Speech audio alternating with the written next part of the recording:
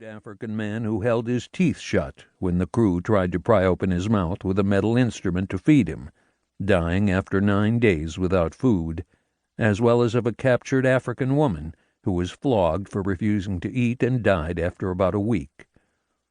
He concluded that inhabitants of Africa can only live without food for 10 days when confined in a crowded, unventilated environment. Case studies that he gathered from Europe showed that life could be preserved longer under better circumstances. These examples ranged from a London plasterer to a group of miners and a pregnant French woman to a mentally disabled Scottish man, Thompson's own patient, who lived for 71 days on water and small beer alone. While it is widely known that physicians drew on patient case studies, it has been less often recognized that the slave trade also provided them with examples. Thompson was able to use examples that developed from the international slave trade to form conclusions about how long humans could live without food under different conditions. The slave trade placed large groups of people in crowded conditions that led to medical disorders and provided doctors with valuable information. It created the extreme circumstances in which people refused to eat, contributing to Thompson's ideas about inedia. Thompson's article was published at a time when medical knowledge was undergoing a major revolution. Historical studies traditionally trace these changes to the medical debates that were taking place in London, Paris, and even New York. Maladies of Empire shifts the focus away from these cities to the epidemic crises that were unfolding around the world, and argues that the development of epidemiology, a branch of medical science that deals with the distribution, spread, and control of disease in populations, developed not just from studies of European urban centers, but also from the international slave trade, colonialism, warfare, and the population migrations that followed all of these.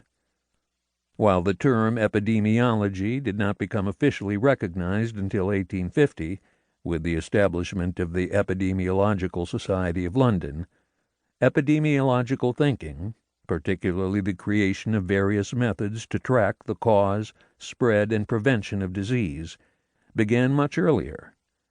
As Maladies of Empire shows, military hospitals and camps, slave ships, and large-scale population movements created crowded conditions that helped physicians visualize the spread of disease and provided different kinds of information from what they learned from observations of cities, prisons, and hospitals. Understanding the spread of disease took on special urgency as doctors responded to medical crises that erupted from the international slave trade, colonial expansion, and warfare.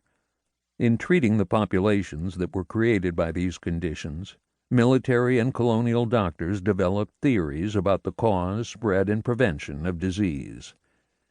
The process of centralizing and analyzing medical information about the health of large populations unfolded during the same period that governments in the West were developing mechanisms to wield authority over populations based on new understandings of biology. Maladies of Empire reveals how slavery, colonialism, and war, often treated separately in scholarly studies, had common features from the vantage point of medical professionals. These episodes produced large captive populations.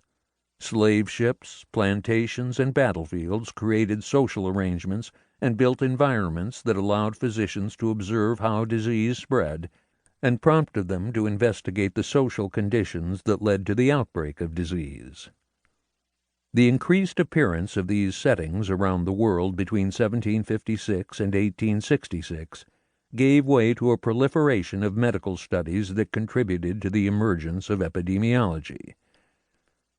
This book begins in 1756 with the story of British soldiers dying in an overcrowded jail cell in India, which served as a touchstone example throughout the medical profession of the need for fresh air.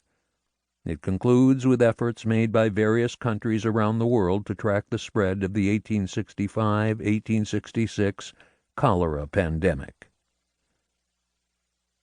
In response to medical crises among enslaved Africans, colonized people,